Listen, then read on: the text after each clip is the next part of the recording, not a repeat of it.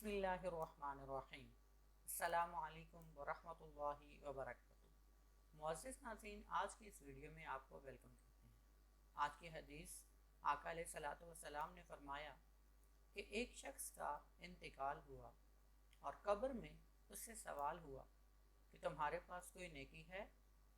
तो उसने कहा कि मैं लोगों से खरीदो फरोख्त करता था, और जब किसी पर मेरा कर्ज होता तो मैं मालदारों को मोहलत देता और तंग दस्तों के कर्जों को माफ़ कर देता, जिस पर उसकी मग़फ़िरत हो गई।